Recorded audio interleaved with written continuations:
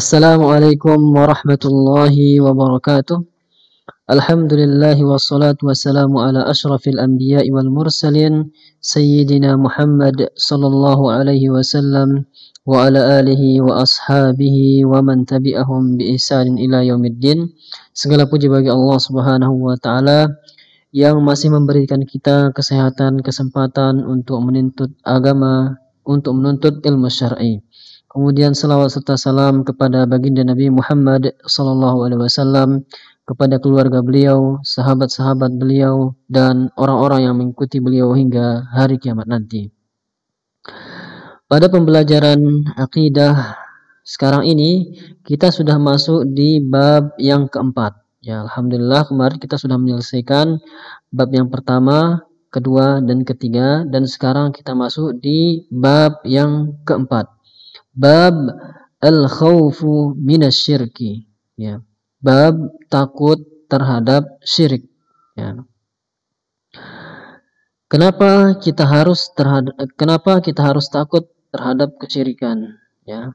Maka di sini, ya, muallif Syekh Muhammad bin Abdul Wahhab, ya, membawakan kita beberapa ayat, beberapa dalil dari Al-Quran dan hadis yang menunjukkan kenapa kita harus takut terhadap kesyirikan.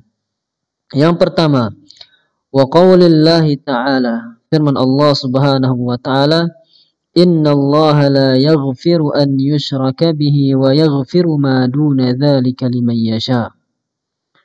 Allah Subhanahu wa ta'ala berfirman, sesungguhnya Allah Subhanahu wa ta'ala la yaghfir, tidak akan mengampuni, an yushraka bihi, orang-orang yang melakukan kesyirikan kepadanya. Jadi Allah Subhanahu wa taala tidak akan mengampuni dosa kesyirikan.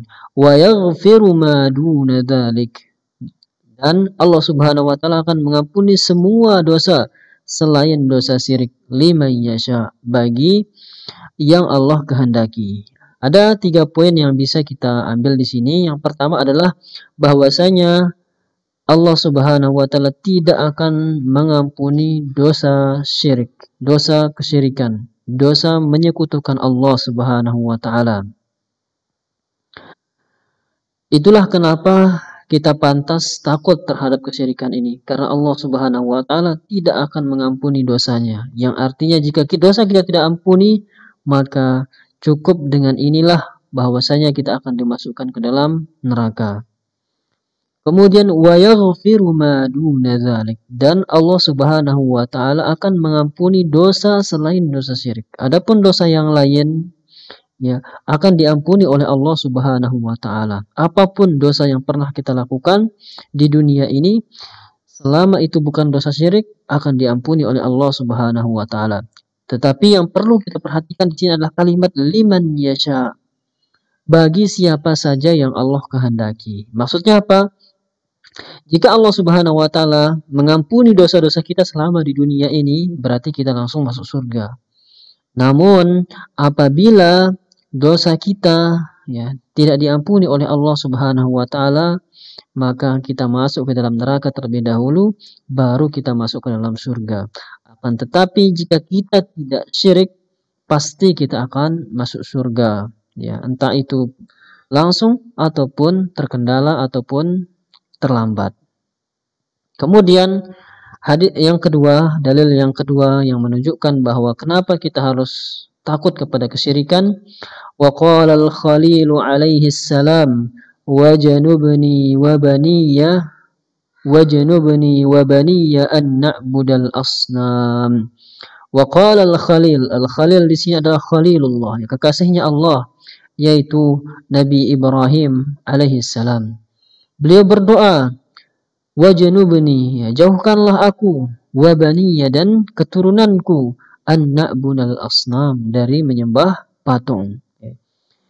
Sekelas Nabi, ya, Nabi Khalil, kekasihnya Allah Subhanahu wa taala, takut terhadap kesyirikan ini. Lantas bagaimana kita? Bagaimana kita tidak takut dengan syirik? Harus kita takut terhadap kesyirikan. Beliau berdoa agar dijauhkan, ya, padahal beliau adalah seorang nabi yang sudah pasti dijauhkan dari kesyirikan. Nah, begitu juga kita kita wajib berdoa kepada Allah Subhanahu wa taala agar dijauhkan di dalam kesyirikan ini. Wa baniya an na'budal asnam, dan anak-anakku, generasiku ya dari menyembah patung. Wa fil hadisi, ya sekarang dari hadis ya. Akhwafu ma akhafu alaikum asyirkul asghar. Nabi sallallahu alaihi wasallam bersabda, akhwafu ma akhafu alaikum, ya. Sesuatu yang lebih aku takutkan.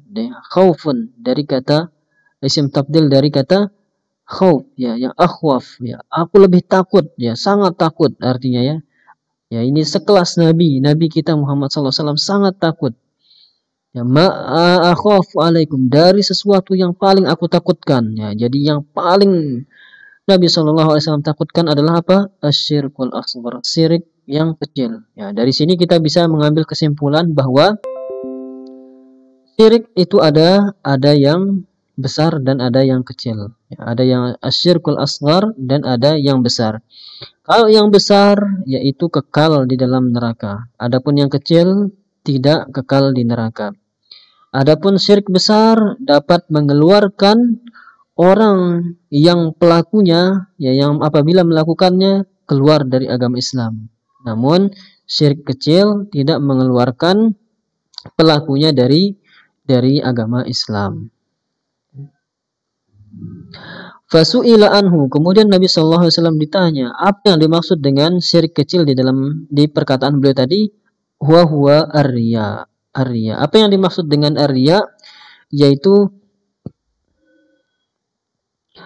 menampakkan ibadah kita bukan kepada Allah Subhanahu wa taala, tetapi kepada selain Allah Subhanahu wa taala. Contohnya kita sholat bukan karena Allah, melainkan karena orang lain, ya. Mungkin karena ada orang tua, mungkin karena ada masyarakat, ya. Itulah yang dimaksud dengan ar-riya, yaitu menampakkan amalan kepada selain Allah Subhanahu wa taala.